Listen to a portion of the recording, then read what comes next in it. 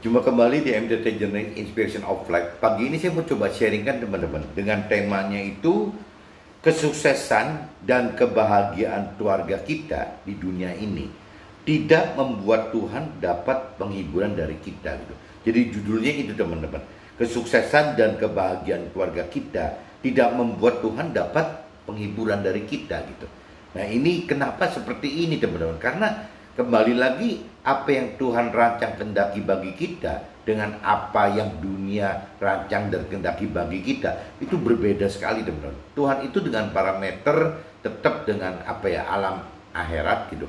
Bagaimana kita mendapatkan keselamatan akhirat supaya Tuhan bisa disenangkan. Sedangkan dunia mengendaki bagaimana caranya kita mendapatkan kesuksesan duniawi dan kebahagiaan keluarga di dunia ini gitu. Jadi bertolak belakang teman-teman. Nah, ini caranya hari ini coba kita mau kupas. Pagi ini kita mau kupas bagaimana sih untuk bisa menyenangkan Tuhan gitu. Ya seperti yang Tuhan rancang dan kehendaki bagi kita gitu. Nah, ini sebelumnya teman-teman kita coba masuk ke dalam kitab Yohanes teman-teman. Karena saya ada notes di kitab suci saya gitu. Ya bahwa ini tahunnya udah lama sekali teman-teman. Yohanes di Yohanes kitab pasal 14 teman-teman.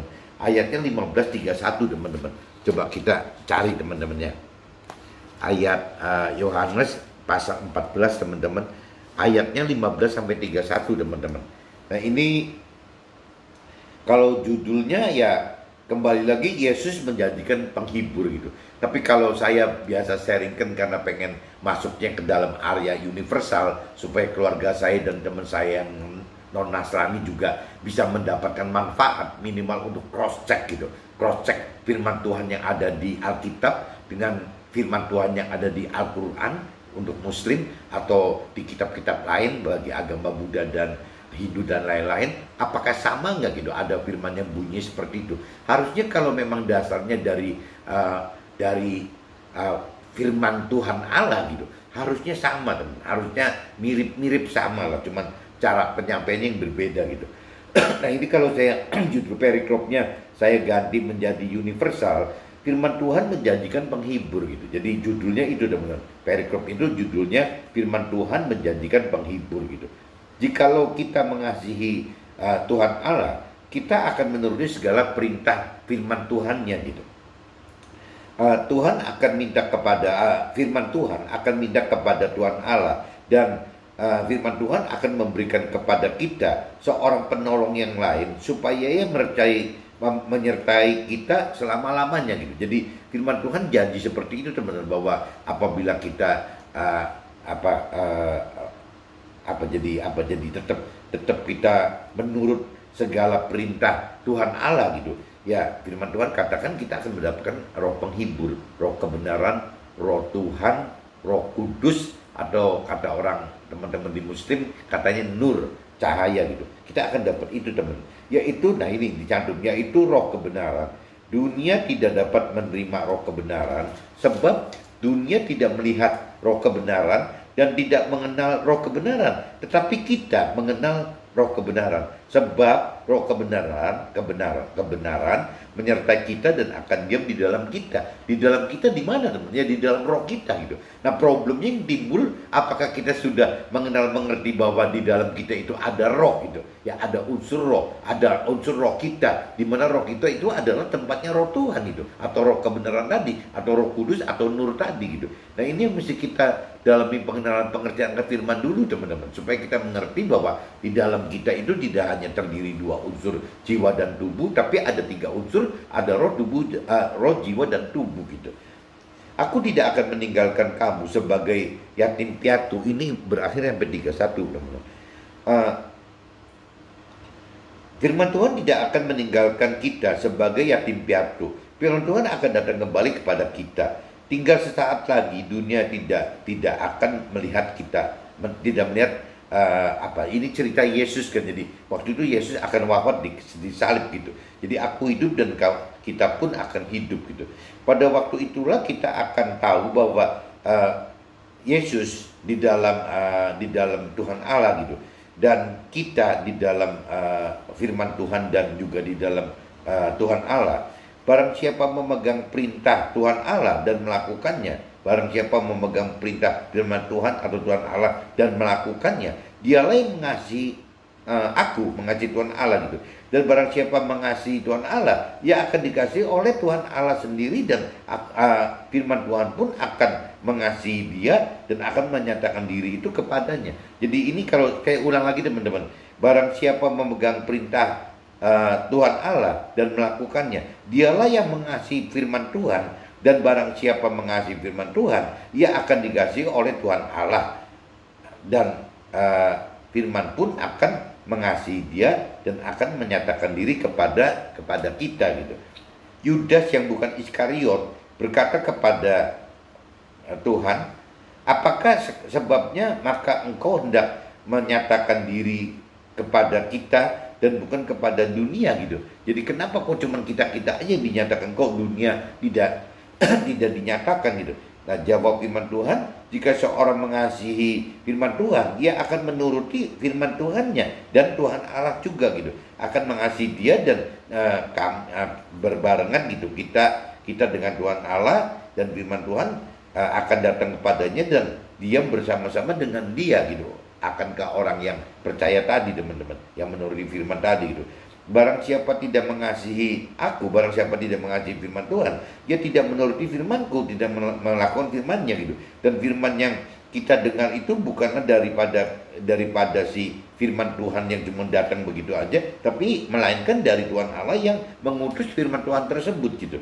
Semuanya itu firman Tuhan katakan kepada kita selagi firman Tuhan berada bersama-sama dengan kita gitu. Apabila firman Tuhan ada di dalam hidup kita gitu. Tetapi penghibur, yaitu Roh Kudus yang tadi disebut Roh kebenaran, atau yang disebut juga Roh Tuhan, atau yang disebut juga Nur oleh orang teman-teman di Muslim gitu, yang akan diutus oleh Tuhan Allah dalam nama firman Tuhan itu. Dialah yang akan mengajarkan segala sesuatu kepada kita dan akan mengingatkan kita akan semua telah dikatakan oleh Tuhan Allah gitu. Jadi ini teman-teman mesti camkan gitu, bahwa Roh Tuhan itu yang bisa menjadi pengajar kita dalam hal-hal rohani teman-teman. Banyak pertanyaan-pertanyaan yang kadang-kadang dilempar kepada teman rohani atau mentor rohani tidak terjawab teman-teman. Tapi ujung-ujungnya yang menjawab ya Roh kebenaran tadi, Roh Tuhan, Roh Kudus yang atau Nur yang ada di dalam kita yang menjawab gitu, yang bisa mengajar kita tentang firman Tuhan gitu. Damai sejahtera ku tinggalkan bagi kita, damai sejahtera Tuhan Allah kuberikan kepada kita, dan apa yang kuberikan tidak seperti diberikan oleh dunia kepada kita. Janganlah gelisah dan gentar hati kita gitu. Kita telah mendengar bahwa firman Tuhan telah berkata kepada kita, firman Tuhan pergi, maksudnya Yesusnya, tetapi aku datang kembali kepada kita. Sekiranya kamu mengasihi kita, sebab tentu akan bersukacita karena aku pergi kepada Tuhan Allah, Yesusnya pergi Tuhan Allah, sebab Tuhan Allah lebih besar daripada ya firman Tuhan atau Tuhan Yesusnya gitu. Ini Yesus nyatakan begitu, firman Tuhan nyatakan begitu gitu. Jadi ya firman Tuhan atau Yesus ini ya kalah besar gitu dibanding sama si Tuhan Allahnya gitu. Dan sekarang juga firman Tuhan mengatakan kepada kita sebelum hal itu terjadi, supaya kita percaya apabila hal itu terjadi gitu. Tidak banyak lagi firman Tuhan berkata-kata dengan kita, sebab penguasa dunia ini datang dan tidak berkuasa sedikit pun atas ya si diri kita dari firman Tuhan tersebut gitu. Maksudnya kuasa dunia tidak akan mempan gitu untuk ngatasin firman Tuhan gitu. Tetapi supaya dunia tahu bahwa firman Tuhan mengasihi Tuhan Allah, dan bahwa firman Tuhan melakukan segala sesuatu seperti yang diperintahkan Tuhan Allah kepada ya firman Tuhan tersebut gitu. Bangunlah, marilah kita pergi dari sini. Nah ini saya sudah bacakan teman-teman di kitab Yohanes pasal 14 ayatnya 15 sampai 31, dan ini sekaligus teman-teman, ini karena firmannya panjang, saya khawatir nanti pembahasan di draft nggak keburu gitu, karena saya juga cukup enjoy menjelasin sharing pagi ini. Saya coba langsung lari aja teman-teman ke kitab Mazmur teman-teman. Kita cross check dengan kitab Mazmur, ada di pasal 73 teman-teman. Kitab Mazmur pasal 73, ayatnya agak panjang teman-teman, 1 sampai 28. Jadi saya baca satu perikop gitu. Pergumulan dan pengharapan. Perikopnya judulnya itu teman-teman, pergumulan dan pengharapan. Sesungguhnya Allah itu baik bagi mereka yang tulus hatinya. Nah ini firman Tuhan di ayat 1-nya udah katakan begitu. Sesungguhnya Allah itu, Tuhan Allah itu baik bagi mereka yang tulus hatinya. Dan berarti kadang-kadang kita tidak tulus teman-teman. Untuk bantu Tuhan Allah itu tidak tulus. Jadi kita pengen punya satu rancangan dan kehendak sendiri yang mungkin berbeda dengan rancangan dan kehendak Tuhan. Nah, ini yang kita mesti beresin, teman-teman. Bagi mereka yang bersih hatinya. Jadi tadi yang tulus apabila bersih hatinya ya. Jadi kalau kita ulang lagi, sesungguhnya Allah itu baik bagi mereka yang tulus hatinya, bagi mereka yang bersih hatinya, tulus dan bersih hatinya. Tetapi aku sedikit lagi, maka kakiku terpeleset. Tetapi aku sedikit lagi, maka kakiku terpeleset. Nah, ini kalau di universe kan, tetapi kita sedikit lagi, maka kaki kita terpeleset. Nyaris kita tergelincir gitu. Sebab kita cemburu kepada pembual-pembual kalau kita melihat kemujuran orang-orang fasik gitu. Sebab kesakitan tidak ada pada mereka, sehat dan gemuk tubuh mereka. Mereka tidak mengalami kesusahan manusia dan mereka tidak kena tulah seperti orang lain. Sebab itu mereka berkalungkan kecongkakan, berpakaian kekerasan gitu. Karena kegemukan, kesalahan mereka menyolok gitu, menyolok. Hati mereka meluap dengan sangkaan gitu. Mereka menyindir dan mengatakan, ini teman-teman, ini cerita membandingkan antara kita yang mau melakukan firman gitu, ya cemburu kepada orang-orang dunia gitu. Ini ceritanya itu, teman-teman. Mereka menyindir dan mengata-ngatai dengan jahatnya. Hal pemerasan dibicarakan mereka dengan tinggi hati. Ini berarti orang dunia, teman. Mereka membuka mulut melawan langit dan lidah mereka membual di bumi gitu. Sebab itu orang-orang berbalik kepada mereka, mendapatkan mereka seperti air yang berlimpah-limpah. Dan mereka berkata, bagaimana Allah tahu hal itu? Adakah pengetahuan pada yang maha tinggi gitu. Jadi orang dunia kadang-kadang ke Tuhan Allah aja juga sanksi, teman. Emangnya Tuhan tahu gitu ya apa yang diperlukan, apa yang diharapkan, dirancangkan, dikehendaki oleh dunia gitu. Seolah orang dunia berpikir begitu, teman-teman. Sesungguhnya itulah orang-orang fasik. Mereka menambah harta benda dan senang selamanya gitu. Jadi tujuan orang fasik, orang dunia yang tidak mengerti firman Tuhan, tujuannya cuma bagaimana ya mengumpulin aja gitu, menambahkan harta benda dan senang-senang selamanya gitu. Sia-sia sama sekali. Aku mempertahankan hati yang bersih dan membasuh tanganku, tanda tak bersalah. Namun sepanjang hari aku kena tulah dan kena hukum setiap pagi gitu.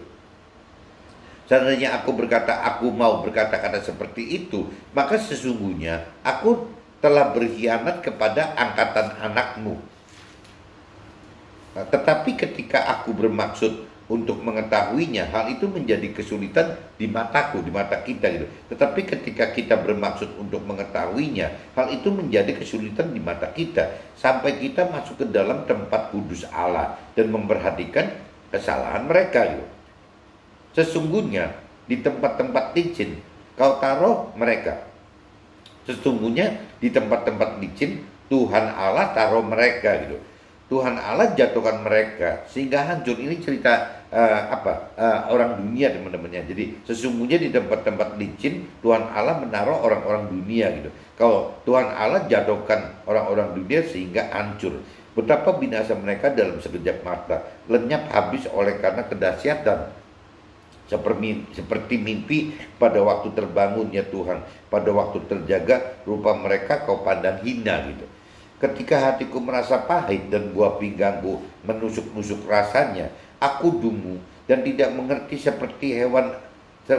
Ini kalau balik ke universal lagi, ketika hati kita ketika hati kita merasa pahit dan buah pinggang kita menusuk-nusuk rasanya, kita dungu dan tidak mengerti seperti hewan kita di dekat Tuhan Allah gitu. Tetapi kita tetap di dekat Tuhan Allah. Engkau memegang tangan kanan si kita gitu. Dengan nasihat Tuhan Allah engkau menuntun kita. Dan kemudian Tuhan Allah mengangkat kita ke dalam kemuliaannya gitu. Siapa gerangan ada padaku di sorga selain Tuhan Allah? Siapa gerangan yang ada di sekitar kita gitu, di sorga selain Tuhan Allah gitu. Selain Tuhan Allah tidak ada yang kuingini di bumi ini. Sekalipun dagingku dan hatiku habis lenyap, gunung batuku.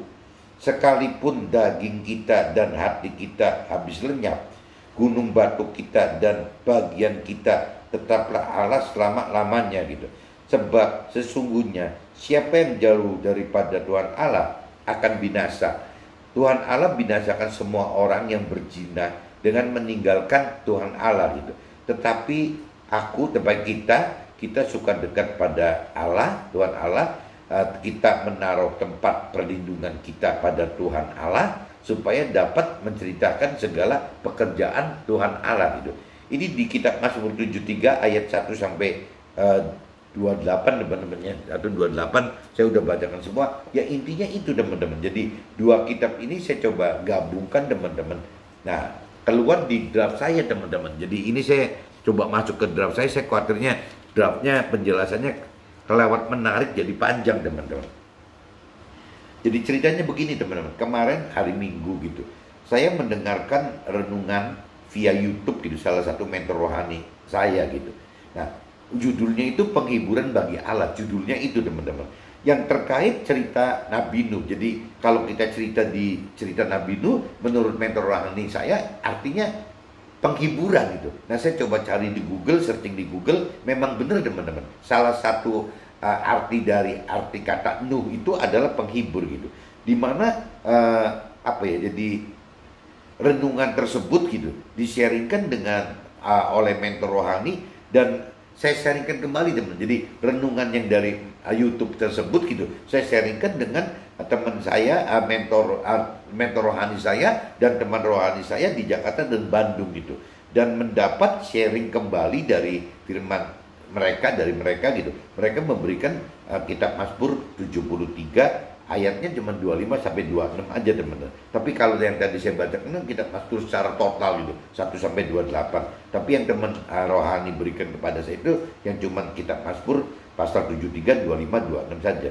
Renungan dan firman Mazmur 73 ayat 1 sampai 28 sebenarnya disimpulkan untuk dapat menghibur Tuhan, bukan hal mudah gitu. Karena karena akan terbentur masalah-masalah internal dan eksternal gitu. Ya, akan ada perbedaan antara rancangan dan kehendak kita dengan versus Tuhan teman.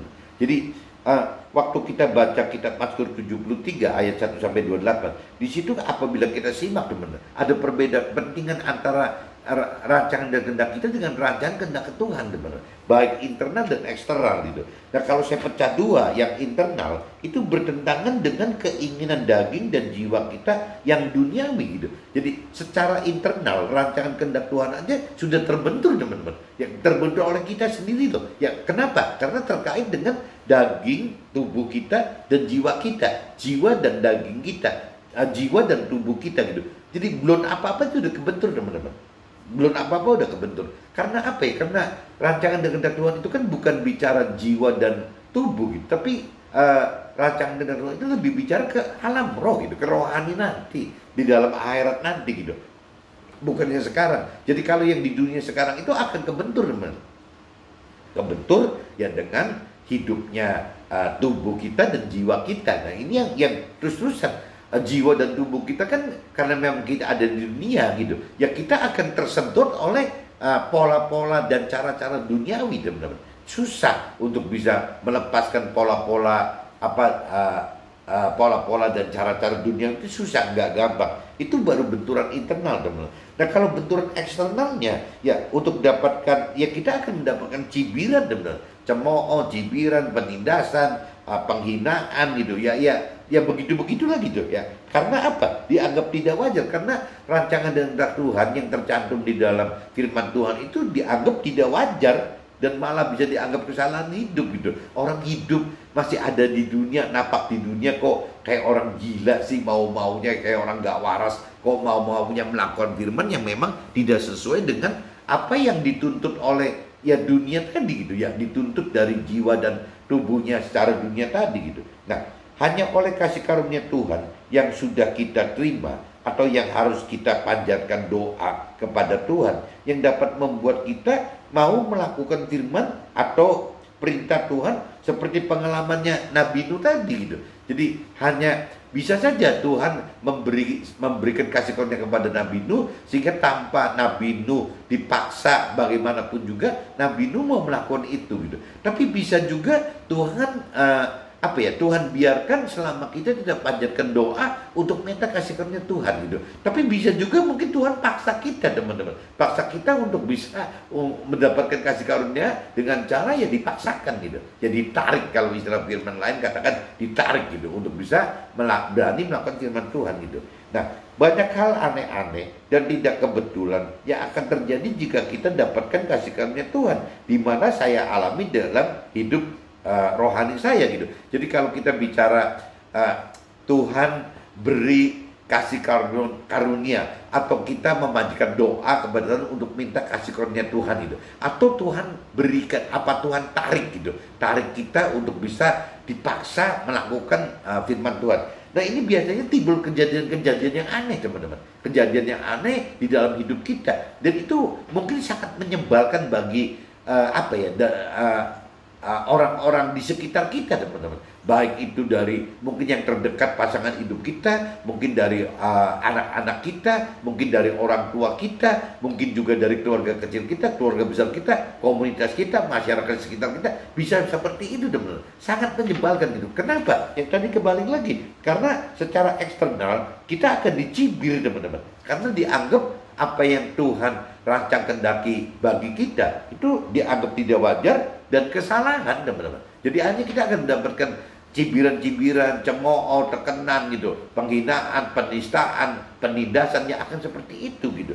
Nah, ini kalau saya lihat apa yang terjadi di saya, ini aneh, teman-teman. Jadi dari sejak lahir, saya lahirkan dari keluarga yang tidak atau belum mengenal Tuhan Allah, teman-teman. Sampai ini hari pun di dalam keluarga saya gitu, ya sampai ada istilah kalau di adat istiadat yang lama gitu, ya saya lahir dalam keluarga besar yang tidak kenal Tuhan Allah dan firman-Nya, secara nyata-nyata tidak mengenal Tuhan Allahnya, secara nyata-nyata tidak mengenal firman Tuhan Allahnya gitu. Meskipun ada istiadat itu, ya pada ujungnya mau nggak mau mengakui bahwa ada Tuhan Allah gitu. Tapi kalau dalam kesehariannya hampir tidak dibawa, teman-teman. Jadi yang dominan itu bukan Tuhan Allahnya, tapi yang dominan itu ya perantara-perantara yang menuju ke Tuhan Allahnya gitu. Jadi akhirnya saya ya cuman bicara adat istiadat aja gitu, tradisi, karena tidak ada tidak ada kitab yang saya pegang, teman. Tidak ada kitab suci gitu yang dari Tuhan Allah yang saya bisa pegang. Tidak ada satu panutan yang sendiri gitu, hanya Tuhan Allah aja yang esa gitu di dalam hidup saya sebelum saya mengenal Tuhan Allah gitu. Jadi dalam bayangan saya itu penyelamat hidup saya itu banyak, teman-teman, bukan cuma satu. Nah, setelah saya mengerti akan firman Tuhan Allah, saya mengenal pribadi Tuhan Allah, saya baru tahu bahwa ya penyelamat saya, hidup saya itu ya hanya satu, ya Tuhan Allah yang esa itu gitu. Tapi waktu itu enggak, teman-teman. Jadi masih ramang-ramang, dan bahkan bisa status Tuhan Allah itu bisa disejajarkan, bahkan kalah gitu oleh si perantara-perantara yang berbentuk manusia ini, teman-teman. Nah, ini yang kacau di sini gitu. Jadi saya jelaskan dulu bahwa saya dari keluarga seperti itu. Nah, tradisi dan adat istiadat yang membuat tidak ada panggilan. Nah, ini karena kalau di cerita adat istiadat itu ada aturan khususnya dari Cina, ya dari China zaman dulu, dari Tiongkok zaman dulu gitu. Itu ada tradisi dan adat istiadat yang membuat saya gitu tidak ada memanggil bapak ibu ke orang tua saya atau bapak ibu ke mertua saya gitu. Yang ada itu seumur hidup saya sampai hari ini gitu, saya itu tidak ada panggilan sebutan bapak atau ibu gitu. Yang ada itu cuma paman dan bibi gitu. Nah, itu yang membuat seperti itu kan balik lagi aturan adat istiadat dan tradisi gitu. Ini diakuin gak diakuin sampai hari ini mungkin loh ya, saya ini satu-satu orang, atau mungkin nggak tahu ada teman yang lain nggak yang seperti saya gitu, ngalamin seperti saya gitu. Jadi saya tidak pernah menyebut orang tua kandung saya itu sebagai bapak dan ibu, dan begitupun ke mertua saya, teman-teman. Saya tidak pernah menyebut bapak dan ibu gitu. Jadi semua saya sebut itu ya paman dan tante gitu, dengan dialek, dengan bahasa masing-masing gitu. Nah, kalau orang Chinese kan aturannya banyak, dari marga ini panggilnya apa, dari marga itu beda lagi gitu. Tapi intinya ya paman dan bibi. Jadi saya sampai hari ini, sampai sudah setua ini gitu, sesepuh ini, saya tidak punya bapak dan ibu, teman-teman. Karena tradisi itu gitu. Nah, sampai hari ini berarti tahun 2021, satu-satunya yang hijrah gitu ke Tuhan Allah di dalam keluarga kecil saya, maksudnya dalam keluarga kakak adik saya, kakak adik kandung saya, ya cuma saya teman-teman, tidak ada temannya gitu. Dan bahkan kalau bicara di keluarga besar gitu, maksudnya keluarganya bapak ibu saya, ya saya mungkin minoritas teman-teman, karena ya mereka apa ya, meskipun mereka beragama, statusnya beragama Nasrani, berarti kan mengakui Tuhan Allah gitu.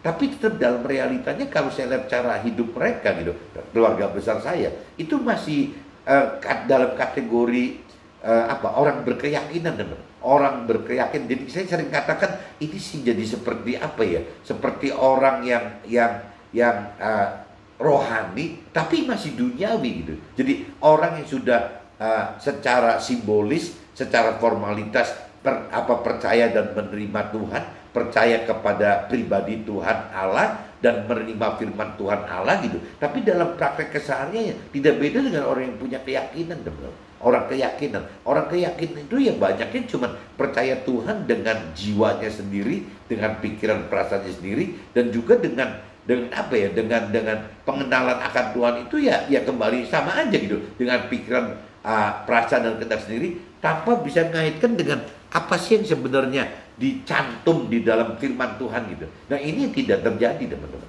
Jadi mereka tidak beda dengan orang keyakinan. Meskipun orang keyakinan ini kalau saya pelajarin kan, kalau saya secara kelompok total gitu, teman-teman, ada orang yang belum atau tidak mengenal Tuhan dan firman Tuhan, itu kelompok satu. Kelompok duanya berarti ada orang yang punya keyakinan, belum menerima Tuhan secara simbolis atau secara formalitas, tapi punya keyakinan gitu, bahwa dia sudah percaya Tuhan, entah Tuhan yang mana, dia juga sudah mengenal Tuhan, entah Tuhan yang mana, kan tidak mengerti akan firman Tuhan, karena mereka belum atau tidak menerima Tuhan gitu. Ya. Yang ketiga, kelompok yang sudah menerima Tuhan, mengaku ya sudah menerima Tuhan dan memang nyata secara simbolis dan formality ya sudah menerima Tuhan. Kalau di Nasrani disebutnya dibaptis, teman-teman. Dibaptis berarti sudah menerima Tuhan gitu. Tapi dalam realita kehidupan sehari-hari tidak beda dengan orang punya keyakinan, karena tidak percaya Tuhan entah dari Tuhan yang mana, mengenal firman Tuhan entah dari firman yang mana, karena yang jelas mereka tidak pernah mau mengenal firman Tuhan, tidak pernah mampu mengerti firman Tuhan, dan tidak pernah mampu melakukan firman Tuhan. Tapi secara agama, secara simbolis, secara formalitas dia sudah dibaptis gitu, dia sudah terima Tuhan. Nah ini kan jenis yang ketiga itu kan tetap masuk, kalau menurut saya tetap kena kategori orang yang berkeyakinan juga gitu, meskipun yaitu orang rohani yang duniawi gitu. Kalau yang kelompok kedua kan orang orang duniawi, mungkin orang baik gitu, orang baik yang duniawi. Kalau yang kelompok ketiga kan berarti orang sudah formalitas simbolis menerima Tuhan, tapi tidak beda tingkah lakunya dengan orang yang kelompok dua, orang berkeyakinan itu gitu. Mereka masih tidak mau libatkan firman Tuhan di dalam hidup mereka, dan mereka tidak mau mampu mencari pengenalan. Kadang-kadang yang kelompok tiga ini juga terdiri dari banyak ragam lagi, teman. Ada yang cuman sekedar formalitas begitu, tapi bisa juga ada kelompok yang keempat, teman-teman. Orang yang memang kelompok ketiga atau empat saya nggak ngerti ini gabung nggak. Orang yang sudah mau mengenal firman Tuhan dengan membaca firman Tuhan, teman-teman. Ya tapi ya cuma sekedar kayak ritual aja gitu. Ya kayak ritual, kayak liturgi. Ya kalau punya firman Tuhan ya dibaca. Ya cuma kalau pagi bangun tidur cuma baca. Tapi tidak mencari gitu, tidak mencari pengertian firman Tuhan ini mau dibawa kemana, tidak dicari, teman. Nah akhirnya ya timbulnya ya begitu, ya tidak mampu mengerti gitu. Nah waktu tidak mampu mengerti, akhirnya orang-orang kelompok ini tidak mengenal bahwa ada roh Tuhan di dalam kita, tidak menghidupkan roh Tuhan di dalam kita, ya akhirnya tidak mampu mengerti akan firman Tuhan yang Tuhan maksud gitu, yang dari pikiran perasaan kehendak Tuhan, dan juga tidak mampu melakukan firman Tuhan, karena tidak ada menghidupkan roh Tuhan, tidak akan mampu melakukan firman Tuhan. Kuncinya itu, teman-teman. Nah ini saya nggak ngerti kelompok ini kena kelompok yang mana gitu, saya nggak ngerti gitu. Cuman yang jelas saya mengalami di keluarga saya seperti itu, teman-teman. Nah khusus renungan di atas gitu, sebagai pengusaha, gara-gara saya mendengarkan waktu kemarin hari Minggu mendengarkan renungan dari mentor rohani yang melalui YouTube itu, akhirnya saya karena pengusaha, saya biasa di industri, jadi akhirnya apapun juga saya hitung, teman-teman. Nah ini saya coba lihat ya, kalau waktu itu umurnya Nabi Nuh itu 950 tahun, teman-teman. Jadi kalau kita periode waktu zaman Nabi Nuh hidup, itu beda dengan zaman kita sekarang, teman-teman. Waktu itu belum ada apa firman Tuhan yang katakan bahwa umur itu yang terpanjang itu 120 tahun itu. Bahkan ada asumsi di Google yang saya coba kemarin searching itu, kenapa kok di firman keluar 120 tahun itu ternyata terkait, teman-teman, dengan waktu lamanya Nabi Nuh membuat bahtera gitu. Waktu Nabi Nuh membuat bahtera itu 120 tahun, teman-teman. Jadi kuncinya itu gitu.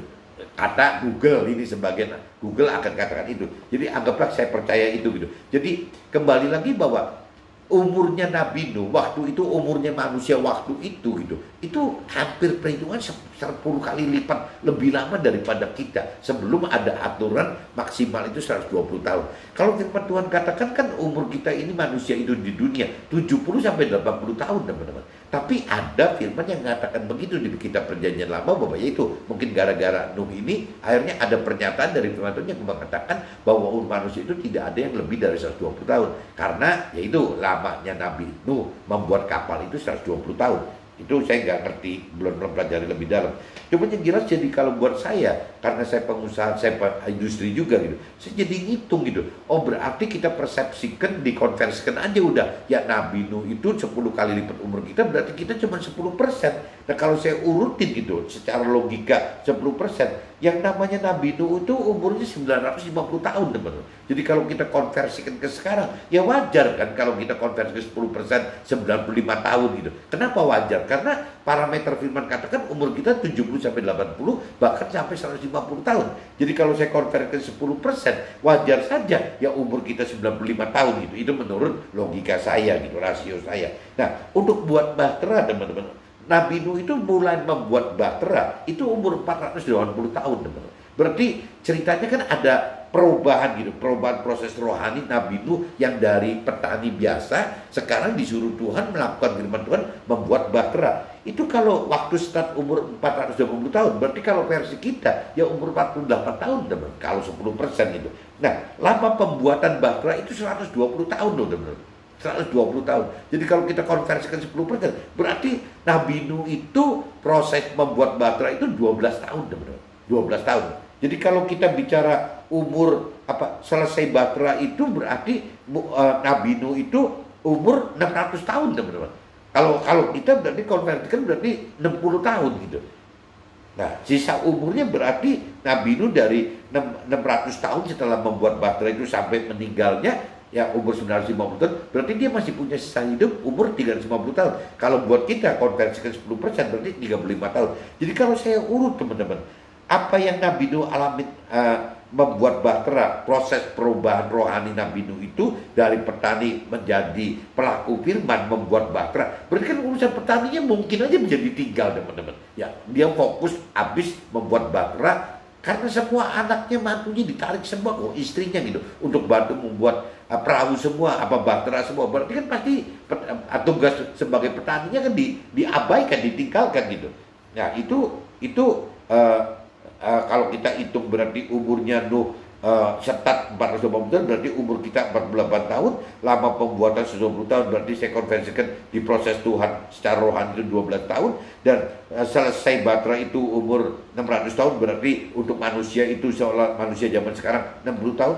Ini saya konversikan angka-angka ini, teman-teman. Kok mirip-mirip dengan angka saya gitu. Jadi saya dipanggil Tuhan ya meninggalkan saya sebagai pengusaha yang duniawi gitu, yang normal, itu ya umurnya kurang lebih 47, teman-teman. Ya kurang lebih geser-geser dikit lah. Kalau Nabi Nuh 48, saya 47 gitu. Nah, waktu proses, teman-teman, waktu proses soal rohani, saya kayak orang bertapa itu hampir 13 tahun, teman-teman. Nabi Nuh kan 12 tahun.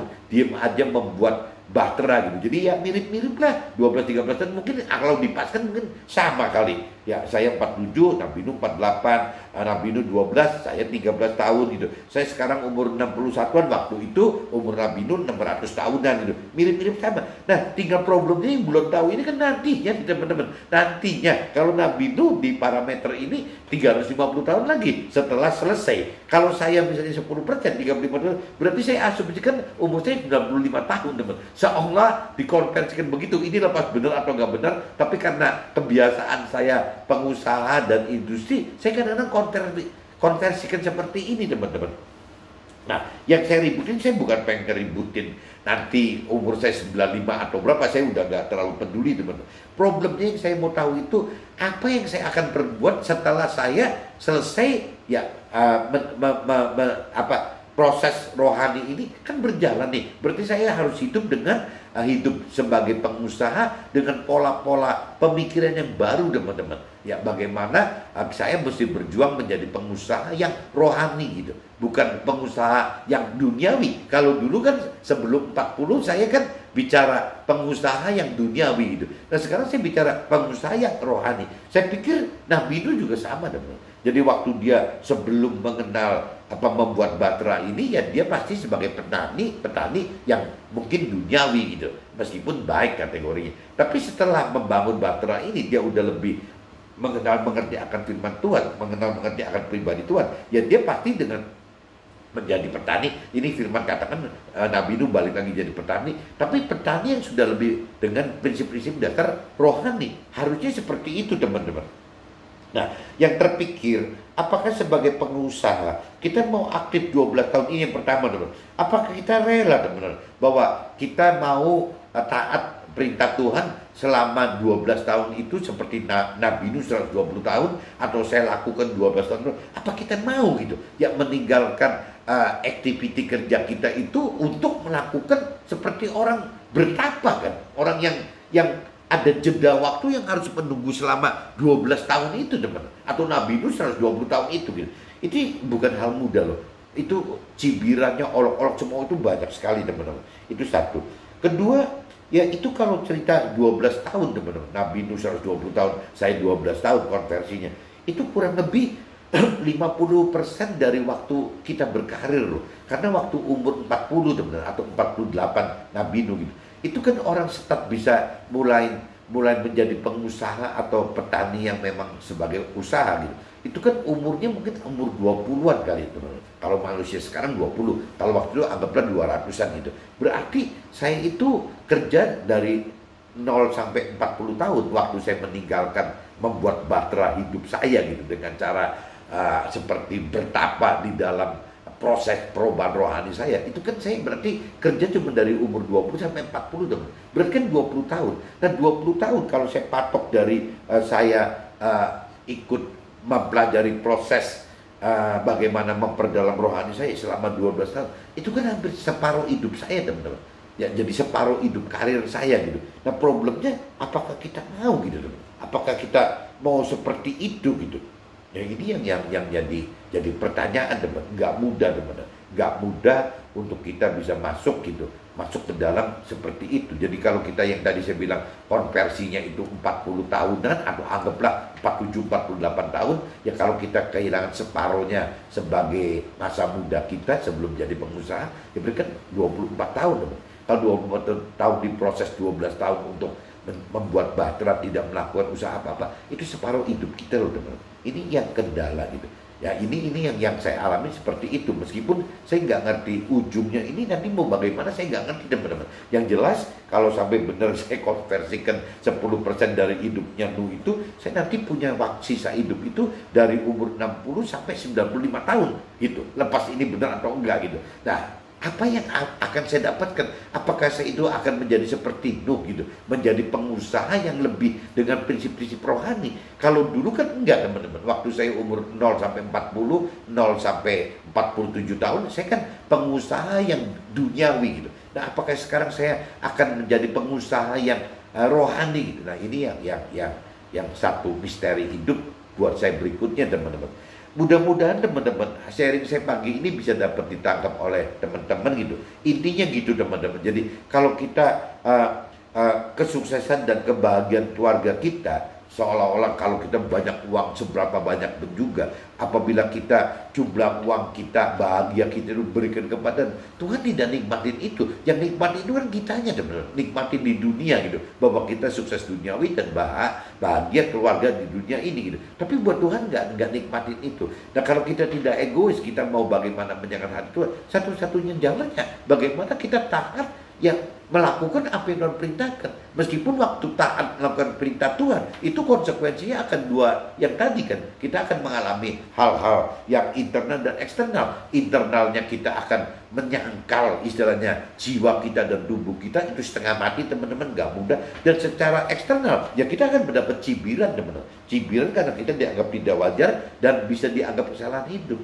Mudah-mudahan bisa ditangkap teman-teman ya. Dan apabila ada gunanya, tolong sharekan ke teman yang lain atau ke keluarga yang lain. Oke, see you, bye-bye.